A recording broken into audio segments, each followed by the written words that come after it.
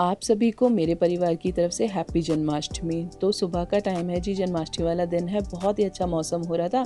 सारे घर का काम मैंने कर लिया था और फिर बच्चों को नाश्ता दे दिया था और हस्बैंड को भी, क्योंकि इन लोगों का तो फास्ट है नहीं, सिर्फ मैंने ही फास्ट रखा है। तो बस बेटे को न्यूट्रेला और ब्रेड दे दी थी और हस्बैंड को ब्रेड पे जैम लगा के दे दिया था, क्योंकि सुबह सुबह बहुत जल्दी हो रही थी, मुझे मंदिर वगैरह भी साफ़ करना था। तो इन लोगों ने बोला जो भी हल्का फुल्का बन सकता है वो अभी आप हमको दे दो, फिर लंच बना देना।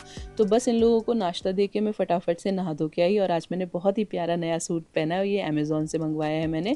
और फिर मैंने लग गई थी मंदिर सजाने में। ये सब चीज़ें मैं ज़रूर करती हूँ, हालांकि कोई देखने तो नहीं आता, लेकिन बच्चे इन सब चीज़ों को देख के बहुत खुश हो जाते हैं। और फिर मैंने सारे भगवान जी अच्छे से साफ़ किए, जो भी ब्रास के हैं जो भी सिल्वर के हैं, और उन्हें मंदिर में लगा के फिर दिया बाती की। और आज मंदिर की रौनक ही कुछ और थी। इतना सुंदर लग रहा था ना मंदिर की, मन ही नहीं भर रहा था देखने से।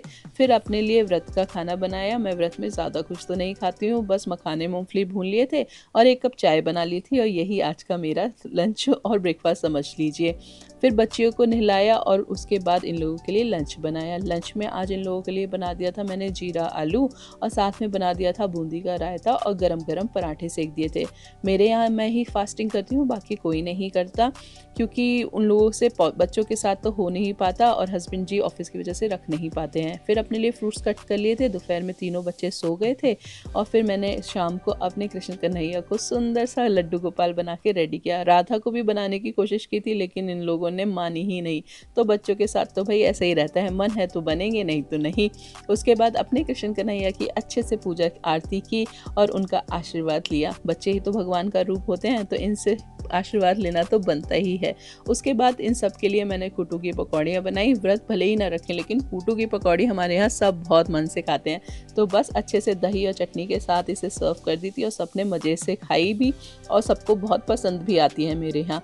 फिर आजकल क्योंकि हम हॉल में सो रहे हैं, तो सारे गद्दे लगा के रेडी किए और फिर हमने 12 बजे, क्योंकि हमें पूजा करनी थी, तो 12 बजे तक बैठ के आराम से मूवी देखी।